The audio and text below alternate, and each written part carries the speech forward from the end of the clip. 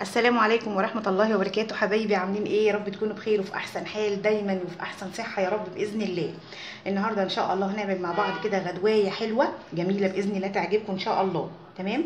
صينية كده كفتة كده ايه حلوة بصراحة. طريقتها انا كنت واخداها من واحدة زميلتي بصراحة، مش انا اللي يعني مبتكراها او كده. هي طبعا اكيد سامعاني دلوقتي وانا بقول لها بقى اهو يا رباب انا خدت الايه الوصفة بتاعتك عملتها عندي ايه يا رب ان شاء الله كده تطلع زي حلوه زي اللي انت علمتها لي. تمام. طيب انا معايا هنا في العلبه هنا معايا نص كيلو لحمه مفرومه. تمام. وانا بشرع عليها بصلايه اهو. تمام. دي كفته بس ايه مش صوابع، يعني مش هنصبع الكفته، هنعملها في صينيه وهنعمل لها كده تركه حلوه قوي بتميزها في الطعم والشكل. تمام.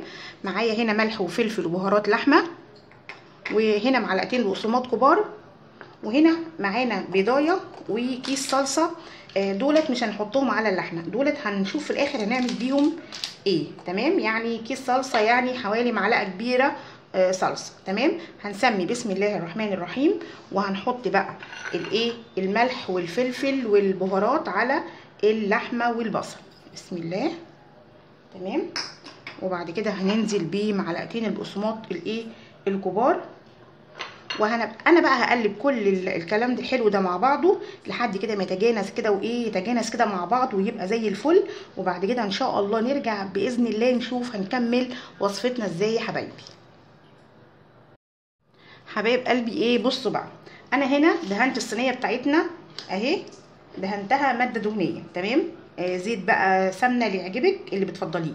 وهنا اللحمه خلطتها كويس جدا جدا جدا مع البصل والبقسماط والملح والفلفل والبهارات. انا بقى اتفقت معاكم ان احنا هنعملها صينيه مش هنعملها ايه صوابع كفته. هنسمي بسم الله وهننزل باللحمه كلها كده اهو في الصينيه بتاعتنا.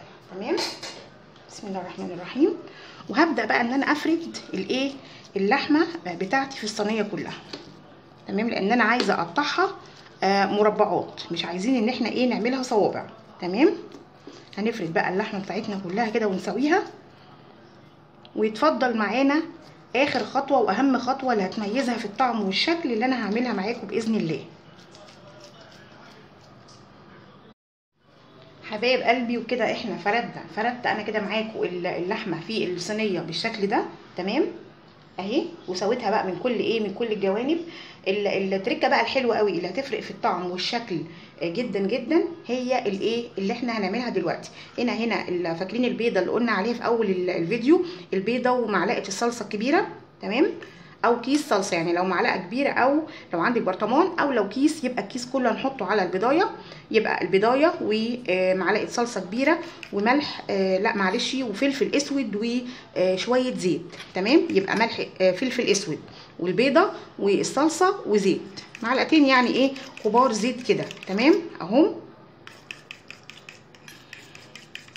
تمام كده قلبناهم كويس جدا جدا مع بعض، وهننزل بيهم بقى على وش الايه صينيه الكفته بتاعتنا. ما تستغربوش اللي انا بعمله ده، بس صدقوني لما بتستوي في الفرن بتبقى طعمها بجد وهمي بجد. الصلصه مع البيضه بتبقى لونها اولا حلو جدا.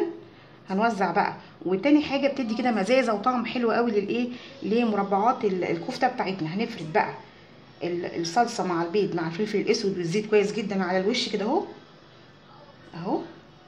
تمام زي الفل اهو يا حبايبي. بس كده هندخلها بقى الفرن عادي خالص في الايه في الرف اللي في النص لحد ما تحمر كده وتستوي وتبقى زي الفل، ونطلعها بامر الله. بقى عايزه تعملي معاها مكرونه بالصلصه، مكرونه محمره، اللي بتفضليه اعمليه. ممكن تتاكل كده في سندوتشات مع كاتشب مع بطاطس محمره، يعني ليها كذا ايه استخدام. تمام. هندخلها بقى الفرن باذن الله ولما تستوي نشوفها مع بعض ان شاء الله. وده كده يا حبايبي شكل طبقنا النهائي بعد ما الكفته استوت زي ما احنا شايفين شكلها ما شاء الله. انا قطعتها طبعا مربعات زي ما انتم شايفين في الطبق. تمام. وشايفين بقى الصلصه اللي احنا حطيناها على الوش مع البضايه والفلفل الاسمر والزيت عامله شغل حلو قوي بصراحه. عايزه اقول لكم بقى ان هي بس مش شكل كمان لا طعم، يعني هتشوفوا الطعم والشكل يعني بصراحه روعه. تمام.